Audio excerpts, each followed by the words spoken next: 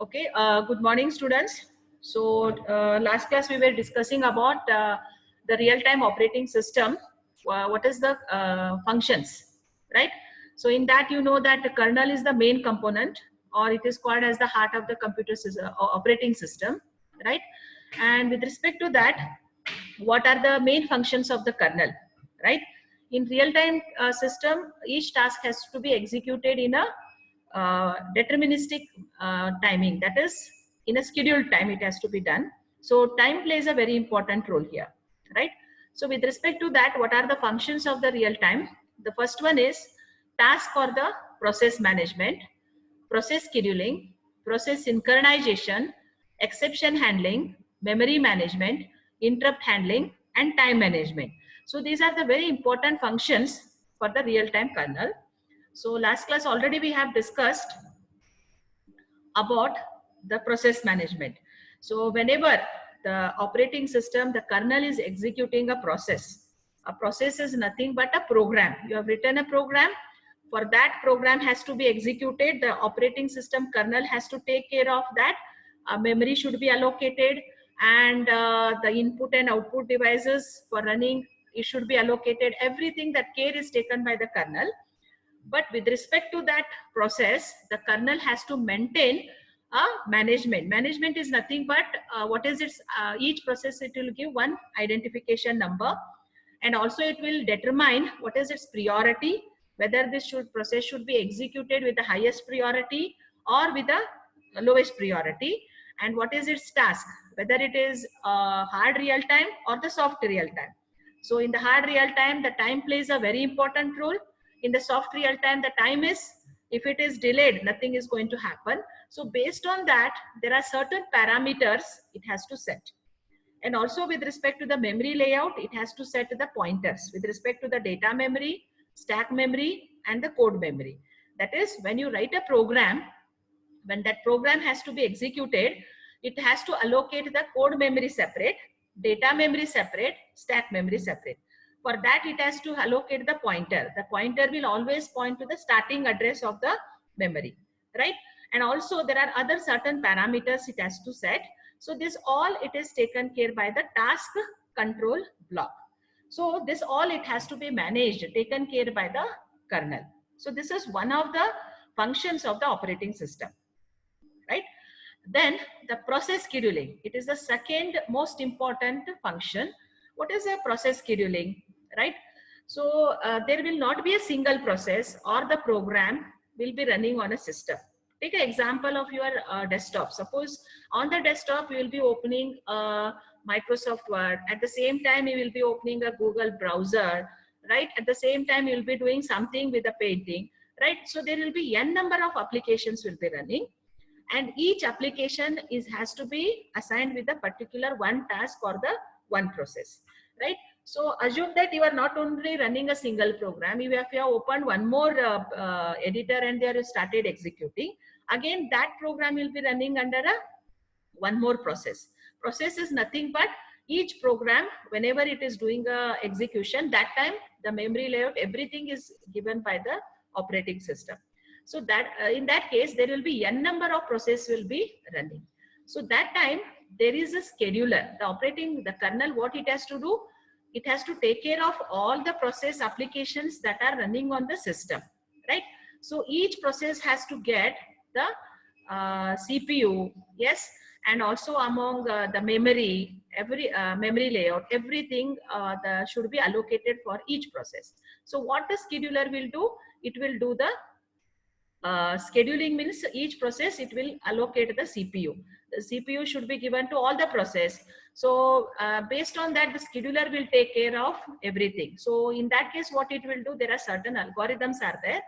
If there are n number of process or the tasks are running on the system, which will be given with the highest priority, for that the scheduler will give the CPU resources or other memory resources, right?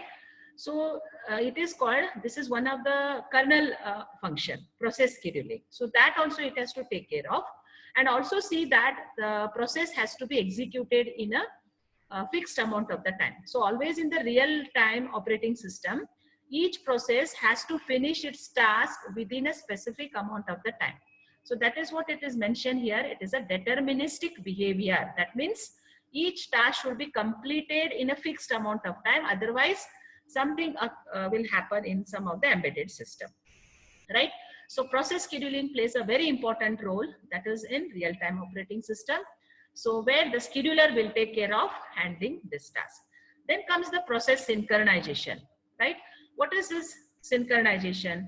Again, sharing of the resources, right?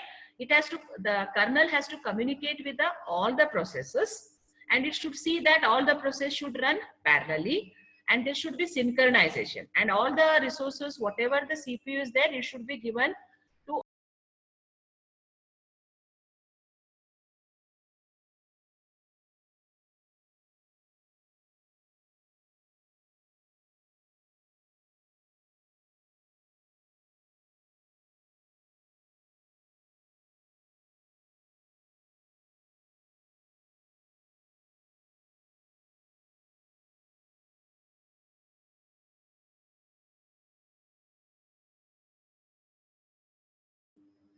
yes, am I audible? Hello? Yes, Oh, yes, ma'am. okay, right. So we were discussing about the functions of the kernel, right? The second one comes the process synchronization. Okay. So what is this process synchronization? Again, there will be n number of processes will be running, and this process, they require the CPU, memory. So all these resources should be shared among other processes, and there should happen a communication. It should happen with the synchronization. So that also is one of the functions of the real-time operating system. Then comes the exception handling, right? So what are these exception or the error handling? These are nothing but the interrupts, right? So what happens exception handling? Suppose if you are running a program, right? Suppose take an example of if you are trying to divide a number by 0, then immediately it should give the message to the user that you are trying to divide a number by 0. That is, it has to give an, it has to accept the error. It has to give an error to the user that you are trying to divide a number by 0. So that time, this exceptional handling should be taken care by the kernel itself, right? So again, suppose unknown instruction if you are executing, suppose you, instead of move, you are written something mistake, mo only you are written, or there is a syntax error. So all this, there are errors should be given to the user. So that all is taken care by the kernel, right? So errors and exceptional handling, it is all taken care by the operating system, right? This how the kernel operates, the error is with respect to the system call. Again, there are different system calls are there for error handling. Again, those are written in C, right?